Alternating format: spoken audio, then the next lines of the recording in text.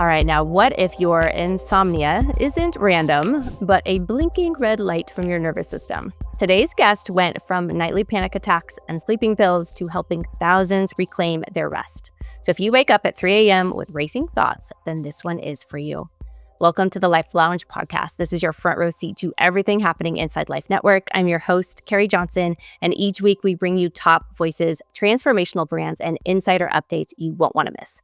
This is where self-transformation meets community, because when we grow together, we go farther. So let's dive in. Today's guest is Mollie Eastman, and she is the founder of Sleep is a Skill, a behavioral sleep consultancy and podcast, helping people get their energy, clarity, and sanity back through bio-optimized rest. With a background in tech, habit change, and personal transformation, Mollie has helped thousands rewire their rhythms without relying on medication. Welcome, Mollie. Thank you so much for that introduction. I'm so happy to be here. Oh my gosh, we're so grateful to have you, not only in the podcast today, but Mollie is a core contributing expert inside Life Network, and we have her podcast inside Life Network. We have a course with Mollie on Life Network. So if you're not following her, not only just inside Life Network, but her podcast, number one, I've listened to your podcast probably for years now, Mollie. Like you were like the OG, I feel like, in terms of like where I've learned like my sleep habits. So just to have you on and to be able to speak to you, and it's always comes full circle. Like, I probably learned that from Mollie. So Oh my gosh. thank you. Okay, you just made my day. Yep. We're done here because that was amazing. It's true. So sweet of you. Yeah. Well, that makes me so happy. And especially like you shared, given where this all began, it's still just amazing, shocking to me, the transformation that has happened in my life. And then I share that because I know that when I was down and out, when I was going through insomnia, and for anyone, definition of insomnia, just difficulty falling asleep or staying asleep. How many people could, relate to that? When I was going through that, I really wanted examples of people that made it to the other side, that didn't wind up now addicted to sleeping pills or various, kind of things that now they're wildly reliant or just continually anxious about this area of life. So, when I would find cases of that, it just really I would hang on to those stories to really get me through that hard period of time. And I share that, for more of those maybe dire straits, acute periods. But if you're listening and you're dealing just with, your sleep is fine, and you would just like to take it to the next level, we can also absolutely address that as well. But having said that, insomnia is something that I like to be really thoughtful about when speaking to listeners that are dealing with insomnia, because actually often what we find is that they're very educated on sleep. So they start to really learn about sleep. They desperately want sleep. And it's almost that clinging that gets them into trouble, myself included. When I went through this about a decade ago, I was just ravenously trying to find what's the tip, trick, supplement, stack, et cetera, et cetera. And it turns out that it's a paradoxical journey, but both learning, so the sleep is a skill concept is really important from a perspective of educating ourselves on what works, what helps us with our kind of sleep wake cycle, our nervous system that I know you pointed to, having all of that really work for us. And at the same time, then trusting that as we start to bring about these behaviors by day, largely, that the night then begins to take care of itself, and we actually don't have to think about sleep that much or focus on it that much. So it's a really paradoxical experimentation into this whole world. Yeah, I mean, you hit it on the head right there, because I know many people who've had insomnia in the past, and that's what they always say. It's like they're literally like driving themselves crazy because they keep looking at the clock. Or like, well, now I only get like 4 hours of sleep. Now it's 3 hours of sleep, and it's like it's just vicious cycle. And but like you said, like they know so much, and they know all the things to do Yes. and not to do. So like what do you do for those people from there? Like, because they do know a lot of things. So Yes. what? Well, you actually hit on something right out of the gate. So if you are just, listening and want to start getting some quick practical things that you can start to use, what you shared there was perfect, because looking at the clock. Now, this is such a basic one, but I'm surprised how often many of us forget this, or maybe haven't tested this one out. But if you're dealing with difficulty falling asleep or staying asleep, we do want to aim to go timeless in the evenings so that we are removing all signs of time, so that we aren't starting to do those mathematical equations in our head of, oh no, I had that big thing in the morning and now it's 3, 4. Oh my gosh, now I only have XYZ amount of time left. So naturally creating that environment. And I hope too, if anyone's listening and being like, oh, okay, listen, I'm way beyond that. These like small things won't work for me. Stay tuned. There are a lot of things that we can do to make a difference, but those things can often help with the whole framing of this and the mindset piece of this, which is huge. It's actually one of the places we often need to begin when it comes to insomnia, especially, is just the belief that we can sleep well, because True. so many of us might start adopting. Labels and narratives that we can't. So meaning, and I was one of those people, so we can say things like, oh, well, I'm a bad sleeper. It's just how it is. My dad was like this. My grandfather was like this, or whatever. We have all this evidence to support that we're not a good sleeper. Or we might have narratives about like, oh, I used to sleep great, but then menopause. Then I had that surgery. Right. Then I went through that stressful period of time, et cetera, et cetera. And so when we start to think that we're broken or just great sleep is not going to be available to us, we often oddly kind of get what we say. So it's really important for us to kind of identify those patterns, labels, behaviors, and interrupt those. And that's really part of what CBTI is, which is cognitive behavioral therapy for insomnia. And that's the first line treatment right now. It's supposed to be recommended in the United States as if you are dealing with sleep issues, that Hmm. is really what you're met with is the intention. It's not always what we see when we Yeah. go to our doctors, unfortunately, but that is supposed to be the path. Interesting, because it's the mindset, right? And that's gonna help Yes. shift and change your mind and how you, like you said, believing if that you can sleep again. Exactly. Now, Yeah. and not to undermine, because I know certainly there are people, especially that specialize in CBTI, and so it is a whole school of thought, and it's a entire approach involving a lot of the things that we'll likely hit on today too. Consistent wake up time is a big one in CBTI. How you manage your wake ups? Do you stay in bed? Do you leave? So there's some real strategy there, encouraging of exercising, encouraging of only leaving the bedroom for sleep and sex. It's a stimulus control. But the cognitive behavioral part is really about identifying some of these kind of patterns and looping thoughts, and how can we start to question, are those real, or is that just something we kind of made up? And that can really help make a big difference for people. So that's one, but there are even more too. If you're listening and be like, oh, I tried CBTI and it didn't work for me, don't worry, there's more. There's a lot more. Yeah, like you said, it's just kind of the first path is definitely mindset, and there's so many tools in the tool belt that you can kinda try, and, but, like, the very first thing that you said is, like, time, like, because when you look at the clock, not only are Yeah, you getting that, like, blue light, because it's usually most likely from your phone. It's exactly. like, first and Yes. foremost, like, Uh-huh. get that out of there, get it out of your room, right? Yes. And then just Yes. don't, if you have to go wake up and go to the bathroom, just don't look, and just go to the bathroom and go back to bed, right? Exactly. That's exactly Yeah. right. Also, just while we're on the mindset topic, it's funny. I usually don't lead as much with mindset, but it's true because there's so much that you can do on the mindset piece. You can, one, just start to begin with the concept that this is temporary, and that this is, believe it or not, a possible reframe is that this is an opportunity, that this is a gift, and which I know when we're in the Interesting. throes of insomnia, it can feel anything but that.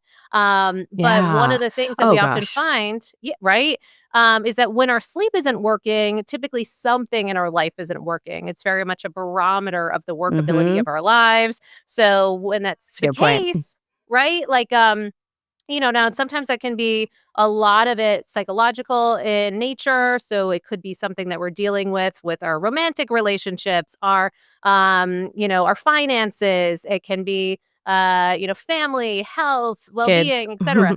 right? But, many times they're all kind of bleeding into each other, but it's an opportunity for us to go in deeper to understand, what is up under there? What is Yeah. at play that's really kind of messing with my sleep?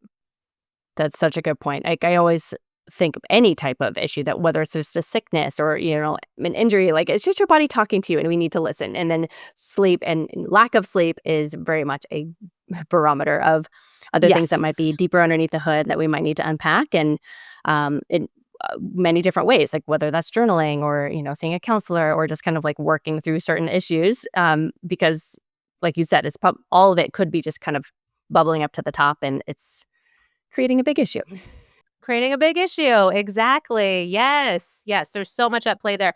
But I'd also put in too that if people are dealing with their sleep and struggling with their sleep, we want to also remember that right now, as of 2001, the EPA did a study and they found that the average person was spending around 90% of their time indoors. And that would break down to around 93% total with a kind of amount of time in automobiles and amount of time inside. And the reason that Yeah. that can be really problematic is because what's happening when you're inside all day long is usually one static temperature, so it's usually around like whatever 70, 72 degrees or something all day and night, so that would never happen in nature.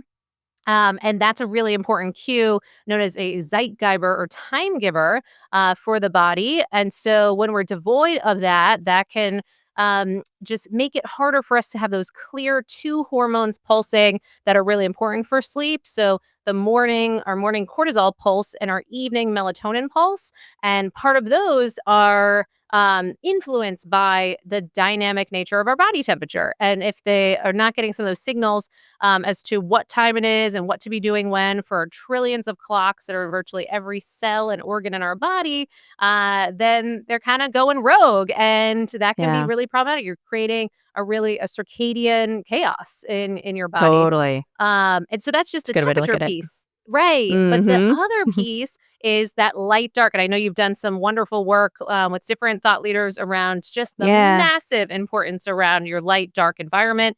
You could spend many podcasts on just that alone, Yep. the physics of So true. light, Just right? And how crazy. from a quantum biology perspective, just how much this wildly impacts our health and well-being and how much this is sort of like a Venn diagram into what we were speaking about before because um I was saying how if you're not feeling so great, if your mood is down, et cetera, and that would impact, right, you becoming presumably from issues with our health and well-being, neurotransmitters, et cetera. Now, if we're spending all day inside and throughout the evening, what's a great way to mess with serotonin, dopamine, and this whole experience of our life is to be under non-native light sources all Yeah. day and night, right? The blue light. Um, Yeah. exactly, and to jack up the cortisol at the wrong times, and then actually, not properly support the rise in cortisol in the mornings because of being in too dim environments by day, too bright environments by night. So that's kind of our So true. mismatch, right? So Yeah. that's kind of part of the problem that we're seeing as a society that we've all gone inside. And so now we're missing so many of these cues. It's created a 24-hour kind of environment. And as a result, we're doing 24-hour environment type of things and all think it's normal. So we're eating late into the day into the night and no Yeah. one thinks that that's very weird. We could just Mhm. whatever, popcorn or wine and Netflix until who knows what hours. Oh, yeah. And right. And all of these, that's yet another zeitgeber time giver to the body is when you're eating. As not to mention chronopharmacology, the timing of your drugs like alcohol, THC, caffeine, your prescriptions, your supplements, etc. So all of these things, often because we've been divorced from these rhythms of nature that used to really help automate so much of this. Because if you think Right. about for so much of our history, we spent outside and still our DNA is really Oh, yeah. programmed from that place. And so while we were outside, what would outside be looking like? Well, we would be sleeping on the ground, one of the coolest parts in, the environment. It's like our akin to our modern day, like chili pad or 8 sleep or what have you. Yep. And so it's like nice and cool out there. And then total pitch black, minus like, maybe a star and moon or something. True. But then and then when the sun would come out, what would happen? You'd get all that bright light and that Mm. temperature raise, and both of those things together would signal that it's time to wake up. It's time to have that Yep. cortisol pulse. It's like our Yep. natural morning coffee, and then we could Mhm. take on the day. And then when sun would set, though, we couldn't really, most of us eat thereafter because Mhm. you're not going to go hunting and gathering. There's no pantries. Right. It's just darkness and you and maybe a fire. Yeah. Right. So that's pretty much it. And so that would be your version of circadian rhythm intermittent fasting, which is our modern day terminology for really something that would have happened naturally, which is eating when the sun is out and fasting when the sun has set. Yep. So all these things that we're talking about can sound like extra or that you Right. have to like add, oh, wait, what do I do? How I do I know. do? And yet, really, at its core, we're looking to the past as our blueprint Mhm. and bringing Mhm. it into today. So true. Yes, and we've come so far away from it, and Yeah, we live in an incredible day and age with all of this amazing technology. You and I are able to talk from afar, and it's, exactly. such a blessing, but we've gone so far from how our bodies were designed, and no wonder we have, like, so many just issues and stress and chronic Yes. illnesses and inflammation and all these things happening, and so we need to learn how to incorporate those tips and tricks that maybe not they weren't tips and tricks for them, that's just how they lived back then, but for Yes, us, like, just exactly. little hacks in a way, and they don't have to be too much, but like you said, at first, it could seem like there's a lot I need to do, this is very stressful, but if you like, just to break it down, like, just a couple quick little things to get us in circadian alignment, like, in a 24-hour period, Yeah. what are your non-negotiables that you need to do? Yeah, so good. Well, even to pan out for how simple it can really be, a couple key studies that are really interesting out of the University of Colorado. They took night owls camping, and these are people who really said, "Oh, I fall asleep real late. That's just how it is for me." Took them camping, and the only difference was just exactly what we're talking about. Basically, going into nature. Being exposed to brightness by day and total darkness by night, no electric lights at night. And within just a couple days, their measurable melatonin secretions were moving earlier in the evening to denote that they started aligning with these rhythms of nature, which Too is funny. just fascinating Yeah, because that in and of itself pokes holes in how the many of night us, owl.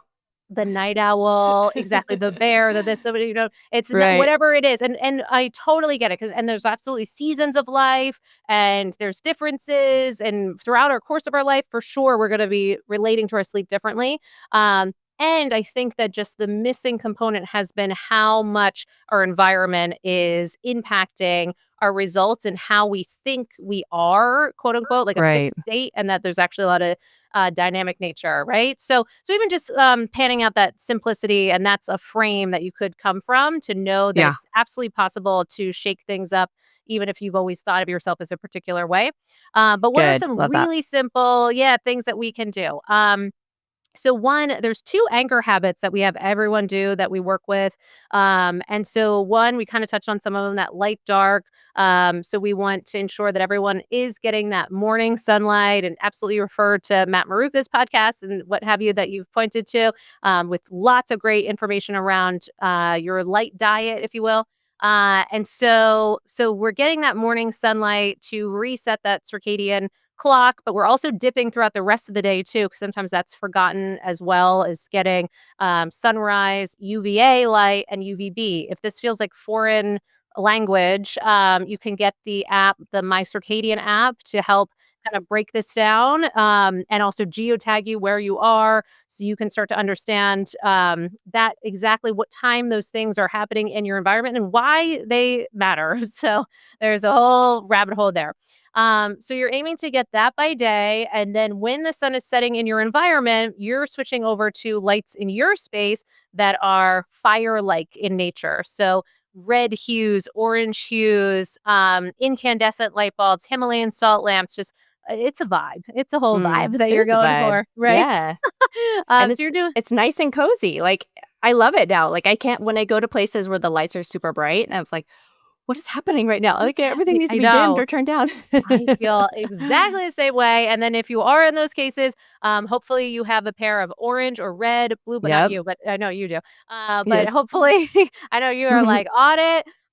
And yeah, for the listener too, if they are in an environment like that, because unfortunately, I think, we're starting to get some of this message out, but it's gonna take a little time for it to infiltrate. So if you are in a non-circadian aligned environment, which is most places, unfortunately, having orange or red lens blue blockers is going to really support you.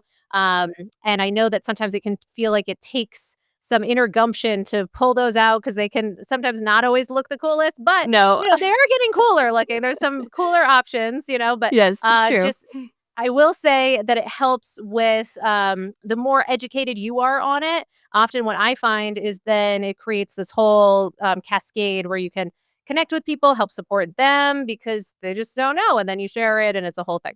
That's so So true. that's on the light dark. But then the other key anchor habit is so boring, so unsexy that no one often likes to hear it, but it's such a game changer, which is leaning into consistency. And so, but we specifically say wake up time.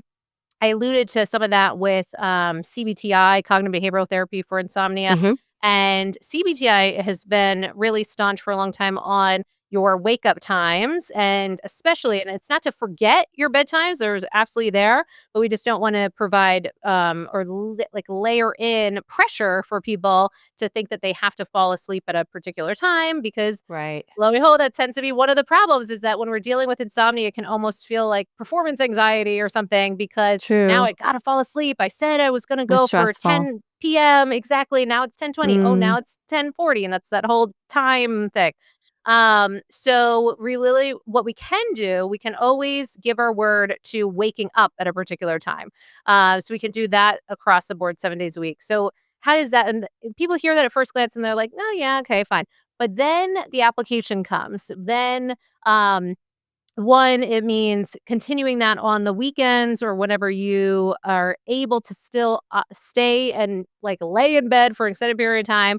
But choosing to keep that consistency there.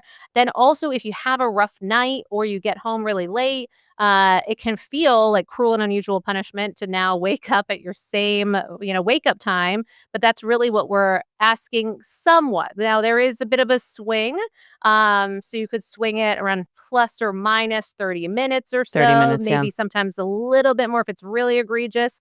Shift Okay. working is often handled a little differently. Mm, Or if you're sick or maybe jet lag, there might be a different strategy there. But true. for general cases, we're looking to largely anchor us back at around that same Mm, time.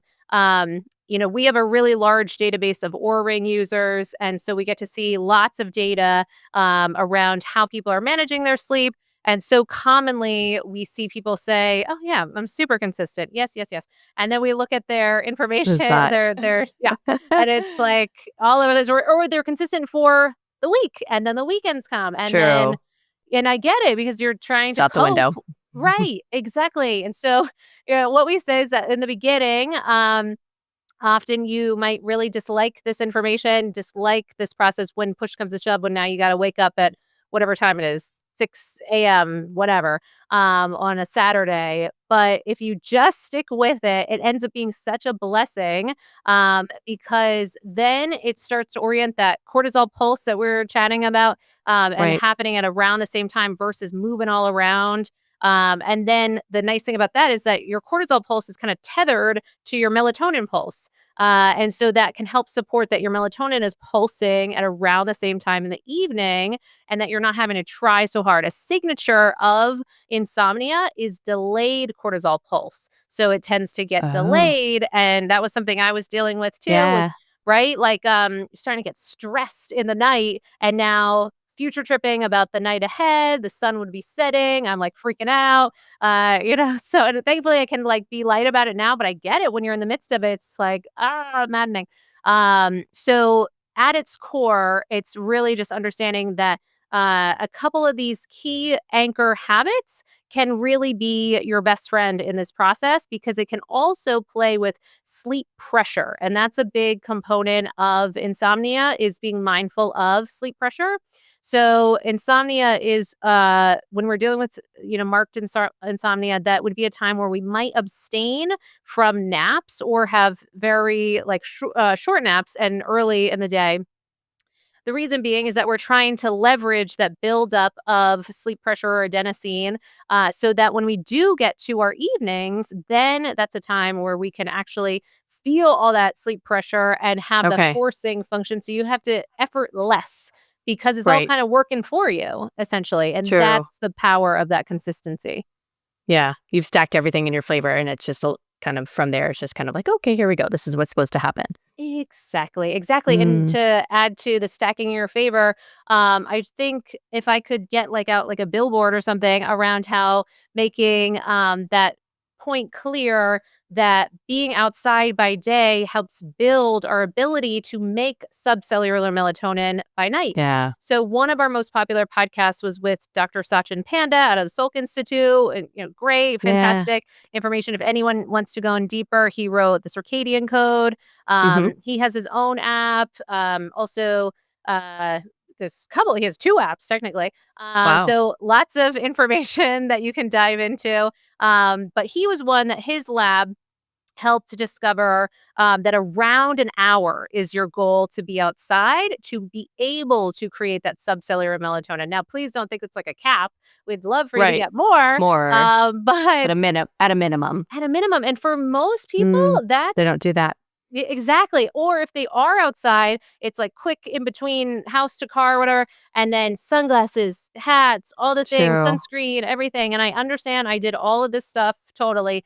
It's just that what's available is this way of relating to nature to support, our neurotransmitters, to support our ability for our hormones to function and fire in the way that we're looking for them to work. I know Yeah. we were chatting before we hit record about the power of for women and sleep, and Yes. this is absolutely an area for them too. Because I've been spending a lot of time talking about circadian rhythm, but we have not only circadian rhythm, but we also have our infradian rhythm. So we Right. have a longer than a day rhythm to be mindful You're of. lucky. Yeah, lucky, exactly. Just to add to I our know. Our blessings of it. complexity. Yeah, complexity. That's the word Mm. exactly.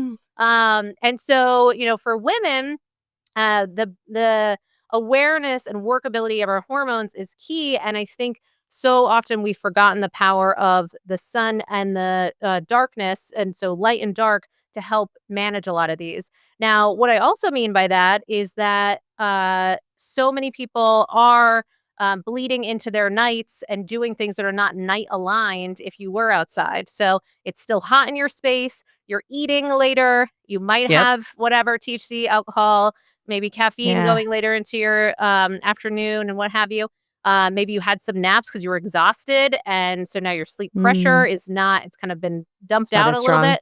Yeah, Mhm. exactly. So now things are working against us. And now we're Mm. either having difficulty falling asleep or very commonly waking up throughout the course of the night. And now we're Yeah. just awake and frustrated. And what is that going to do to our hormones? It's going to be this bi-directional situation. So maybe our hormones had been out of whack and then we're not sleeping and now they're even more thrown out of whack. Yeah. But It's a fear not, mess. we can do things about this. Absolutely.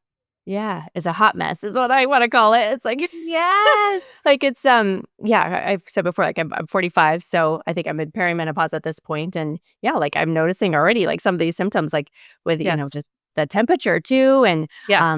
I think, like, just going back to, like, hormones and the fluctuations for women, like, for me specifically, even just in my luteal phase, like, my Yes. sleep is it just goes through it just Uh-huh. tanks.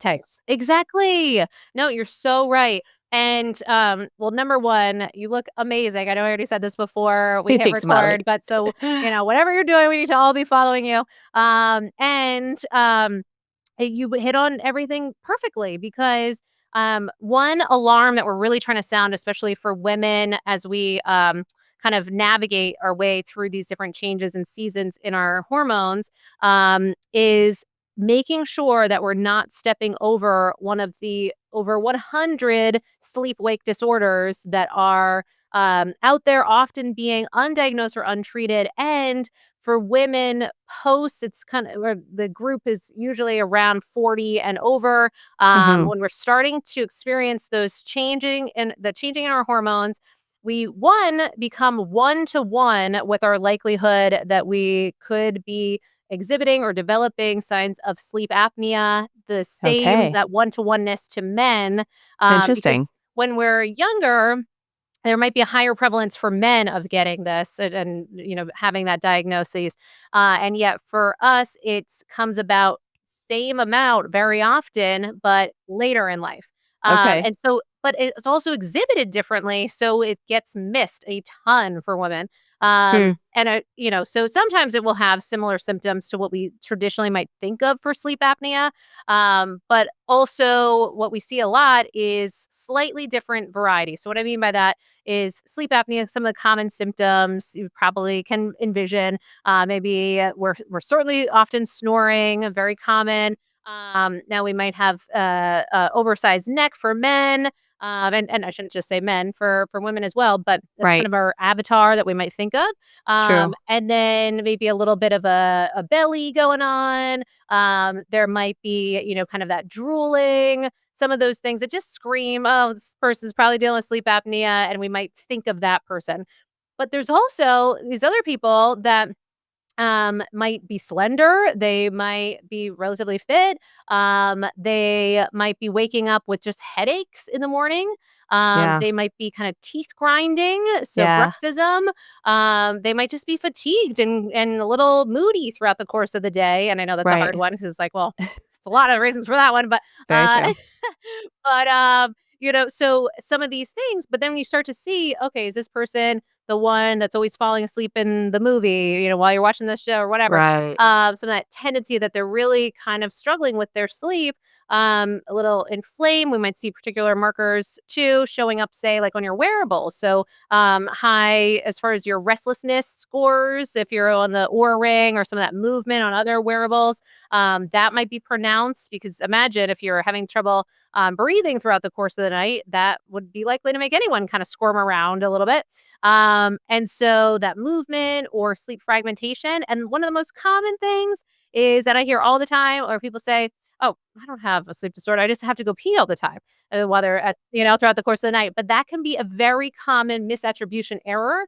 Okay. Um, because that might be present, but that might not be the source of the why that you're waking up. Because it can very commonly be part of the fact that, well, one, you've been asleep for many hours. So now that you've been awoken by, insufficient breathing and what have you, then it's very possible that you could go to the bathroom. Also, there can be other elements at play from an inflammatory perspective, because nothing can inflame you quite like just choking all throughout the course of the night and not Yeah. sleeping well. Ay- So there could be other factors as to why you might be having to go pee throughout the course of the night. But some of those symptoms, they can so easily be written off to, oh, I guess I'm just getting older or whatever. So true. So I definitely have a soapbox component of, I would love to see everyone tested, not just once, but multiple times throughout the course of their life Yeah. for sleep disorders. You can get them so affordably now, usually around a little over $100, Okay. depending on providers, and sometimes covered under insurance as well. So Okay. you don't always have to go in lab, although that is available. Right. Commonly now, even doctors are starting to give you at home tests, or you could order them out of pocket. But this could be life changing. So it's absolutely worth that relatively small investment considering what Yeah. can come back. Oh my gosh. So Yeah. yeah, that's a huge, huge one. But unfortunately, since the average doctor only gets about 2 hours of training, even on a Harvard Med, then it's unlikely that your doctor, if you go to your primary care or what have you, and you complain of a couple of these symptoms, they might not catch it. They just, and not from a True. malicious standpoint, they You just just like don't know. systemically, yeah, we Mm-hmm. just don't have that set up. So we want to advocate for ourselves. And I would like to see it just the same way, you get your blood pressure checked and your physical and what have you, that every so often that we test for sleep disorders and It's see if such a good something point. has developed. Yeah, because like you said, even though we didn't test for that earlier on as women, like we do as we get a little bit older. It could show up later on too, and it's not always the telltale signs that, like you had said, that might be showing up too. So just doing the test. Do the Well, test. did you say like once a year, or Oh, how often sorry. did you say? Very good point. So for most people, like, and I'll give these talks, and one of the first questions I always ask is around like, are you tracking your sleep? And then also, have you had a sleep test? And now, as the years go on, more and more people raise their hand around, yes, I'm tracking my sleep, but very rarely do I see many people raise their hand about a sleep test. So it would be a breakthrough if just everyone at It least tested would, once in their life. That would be a breakthrough. right? Then I would personally love to see, depending on different stages of life, especially for women. So, say if you tested whatever in your 20s or something, now Mm-hmm. as we are navigating perimenopause, menopause, okay, Yeah, this could potentially be, if we're seeing, especially if we are seeing these symptoms or what have you. So at least once, if not twice, throughout our life. And then, of course, if you're dealing with something specific, we're trying to get to the source of it. Sometimes what happens is at home tests, they're really what they're doing is really looking for respiratory disturbances and heart rate changes. So there's a couple things that they're picking up, and then some of them will pull things like HRV and other pieces of diagnostic that's good to criteria. know too. Yeah, Yeah. yeah, the HRV one is, Mm-hmm. cool with ones like Sleep Image is one, it's just a ring. Other Oh, that's players good. on the market, like Happy Ring and other things, are starting to really bring these, to the forefront as well. Okay. Um, but ultimately, testing, with these, and I think this testing will get so much easier. I'm talking, like, in the next couple years. It will. Yeah. I mean, and So much stuff better. is already planning to come out at the end of this year and even going into next year, so I think this whole industry is gonna really get some real movement Revamp. coming up soon. But yeah, Good. my point, I guess, with that was, you can test with those at home tests, but then there might be signs. If something still looks a little abnormal, then we can do kind of intermediary at home tests where they're a bit more elaborate that will test kind of your brain state. So EEG Wow. readouts, and then limb movements, so we can understand other things like restless leg, Yeah. periodic limb movement disorder, other issues. But then if we're still kind of stumped, if you're still exhibiting things that might be a little out of the norm, then we can bring you in lab as well.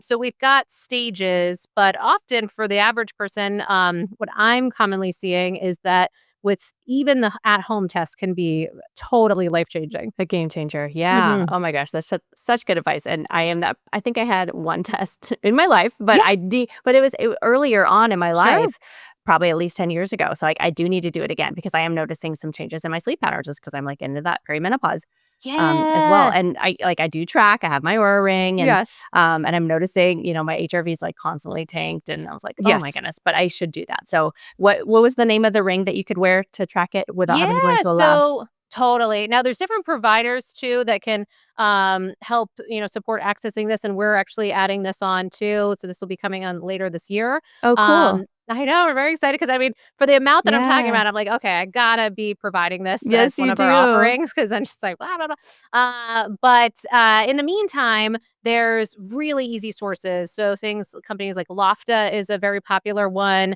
That I'm talking in like a couple days, like an Amazon Wow. order, you can basically get yourself a test right away. And Cool. so that can come really quickly. If you want the HRV information, there's companies like Empower Sleep or The Real Sleep and other ones that can really help you go in deeper. The Happy Ring is one that is also provided by different providers. So there are lots of avenues to Yeah. get tested. It's just making sure we have that resolve. Do you know if Oura Ring is gonna implement that into their ring, I wonder? Oh Seems like my they should. gosh, I know. Oh my gosh. So I do know that they've got new things on the horizon, and they just had released, so kind of one of their big, exciting releases that I'm sure people saw was the Dexcom, collaboration Yeah, and with partnership. Stelo, right? Yeah. Yes, Yes. exactly. So Yeah. cool. So it's super cool because now that allows for us to, and granted, you could get this even without an Aura ring if you don't have an Aura True. ring. But it's neat when you can overlay that data, your Mhm. blood glucose data. And so people that aren't familiar, if you're getting that continuous glucose monitor from Dexcom. But the nice thing is it doesn't require a prescription. It's another Yeah. fast, So like an great. Amazon order. You put it in and literally it's like, in some cases, 48 hours or something, very quick. So you get that continuous glucose monitor, and then it threads in with your sleep data as well. So that's Cool. fascinating That's because, huge. right? Because then we can see, knowing that with certain estimates, around 93% of Americans dealing with some form of metabolic dysfunction. As Benazati, we had him on the podcast, and he He's so cool. so great. He described it as like you're walking down a street and there's 100 people, 93 of them have metabolic dysfunction, just to put it into visual terms. So so many of us are dealing with those irregularities. So it's a very common reason for just poor sleep quality, or those frustrating wake ups, or even difficulty falling asleep, because that's Yeah. gonna mess with some of your mitochondrial health. And at its core, a Mm. lot of what we're doing here is around optimizing for mitochondrial health. There's an argument to become, a bit of a mitochondriac, Yeah. tongue in True. cheek. So that's really what we're going for. And metabolism is a big one. So when wearables are starting to help make this information and tell this story better, Mhm. that can really help a lot of people. Yeah. Oh my gosh, so good. So, and I know, I can get very obsessed with the numbers and data. And, I've talked to the biohacker babes about this many times. It's like Lauren will like not look at her phone to see the data, and Renee will. And like I look at it all always.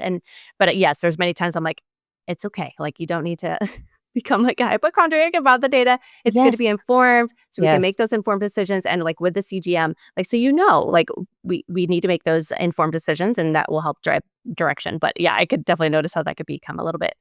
Yes, yes, because there are cases where it might not be appropriate for people to start, especially when they're barely getting 4 or 5 hours a night. They're all in a tailspin. Their nervous system is just on overdrive. Things are not working. And then to throw in like, "Oh, you got a 52, like, Yeah. go about your day," that can be a little problematic for periods of time. We do know that the nocebo effect seems to be real in that, versus the placebo effect, which also is beneficial. But the nocebo effect, when we get kind of that bad news insight, and then we True. set our tone accordingly. So the data piece, yes, I would love to see wearables kind of set it to different ways of getting that data. So my dream would be, for people to be able to wear those, and then for them not really to see the data, and for it to stream over on my end, or on, maybe it's kind of a, repository of this group, where then you could have that information, but then you access it from a trends based perspective Yes. later, and we can kind of unpack it, versus by getting kind of hit with that information day in, day out. So Mhm. I think there would likely be different ways of still tracking, because there's such value in tracking. And I'm sure could, speak Oh, to yeah. all kinds of ways that we start to learn more about ourselves and adjust our Mhm. behaviors and environments because of those. But we also Mhm. just, it's like this fine line of how to not be reactive or Right. fearful as well. Mhm. Yeah, and just tuning into your body every single day and, like, listening to it. Like, if you do wanna look at your Yes. scores, like, and maybe it is showing it tanked, but, like, "I actually do feel really good today, and I do wanna do, like, a full strength training workout." But some days, like, I do tune into my body. It was like, sleep score says it's good, but I don't wanna do that. But I don't think it's, like, a free pass just to be like, don't do anything. Like, go for a walk still move your body. It's like, look at it, but then also listen to how you're feeling too, so Yes. So well said. Exactly. Yeah. And I know that's a fine line. Now, I think the group that can especially benefit from this is potentially the non sort of insomniac, or not identifying as insomniac, the person that maybe just hasn't been prioritizing their True. sleep as much. It just hasn't been on the forefront. They're sleeping, it's fine. And yet they might just not be cognizant of some of the things that they're doing that could be leaving them with results that are having them not feel as great as they could. And then for that group that's kind of more at ease, or not wildly fixated, that can really be supportive, because suddenly they say, "Oh, wow, Mhm. I had no idea when I have the pizza lane and the drink and the whatever, Yeah. that all these things kind of, go awry." Factor in. Mhm. Yeah, and then they start to make those changes and start to feel great. And so, also can spot things like they're starting to get overly stressed. They're starting Yeah. to, get depressed. They're starting to get anxious. They're starting to get Mm. this, that, and the other.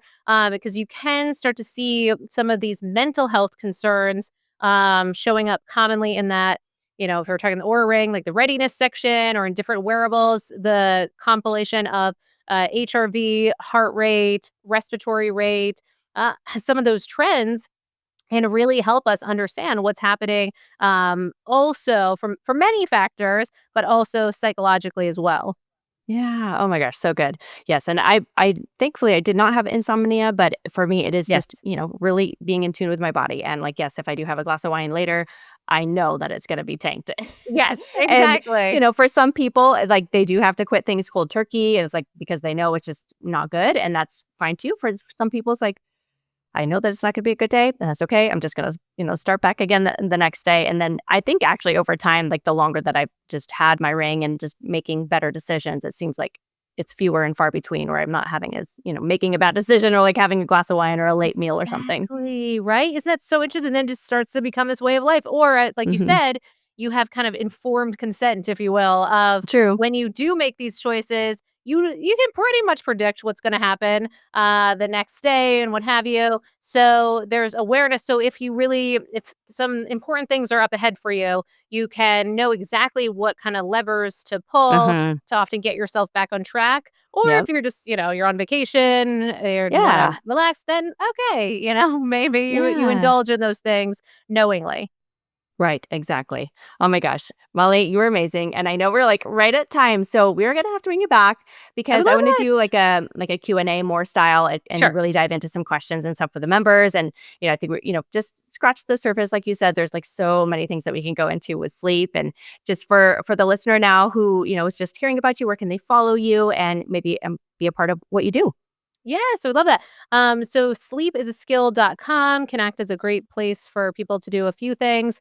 And one, just say that I hope that people are left with the message of sleep being a skill set in our modern society, that Mm-hmm. they can test that out, try that on. And so if they want to have more information about that, we have a weekly newsletter that's been going strong for over 7 years. We've never missed a Monday. So I'd love to have people on there. Then we have a podcast that we've interviewed somewhere in the neighborhood of around 300 experts in sleep. So that's been really fascinating. That comes out. We just started moving to 2 episodes a week. So Wow. free content around what's going on with your sleep and hopefully opening our eyes to some things we might not even have considered could be impacting our sleep. Yeah. So that's available. And then we do have different things like audits of your wearable data. So we can audit that. We have cohorts. We're moving to release some kind of almost DIY hybrid options Oh, where cool. it'll be a little bit more affordable too for people with regular call structures and to get that support. So that will be coming, and then we have one-on-one options as well. I don't think I mentioned in here, but we have a niche in high stakes poker. So we work with a ton of high stakes poker players, and Cool. yeah, they're a group that is specifically very commonly in casinos designed on purpose to confuse the circadian rhythm. So if we Right. can make a difference with them, I promise you we can make a difference with whatever's going on with your sleep. Oh my gosh, you're so right. That's so true. Yeah, they are like the ultimate person to be like everything messed up. So, Everything uh, mess up. Exactly. everything. Oh Yes. my gosh. Well, it's so good. We will make sure to link everything. And also, read her stuff inside Life Network and subscribe to her newsletter. It is amazing too. I receive it and it's, so many good nuggets in there. So, Yay. Oh, that yes, makes me so yes. happy. Oh my gosh. I read Yeah. every response. Sometimes it takes me a minute. But so please feel free to say hello, share your screenshots. I love when people send different, things that they're seeing with their wearables or experiments that you're doing. And oftentimes we'll include those in the newsletters too. So don't Mm. hesitate. Oh, perfect. I love it. Hey, thank you, Molly. We'll definitely have to bring you back for a part two, really get into some of Yes. those questions from our members. Everybody is very unique, right? And they all have certain questions, as I know I'm sure you've heard before. So we'll bring Molly back on. And thanks to everybody for, tuning in and listening. And make sure to share this with a friend who needs this. And yeah, thank you, Molly, for your time. Appreciate you. Awesome. Thank you. Appreciate you. All right. Thank you, guys.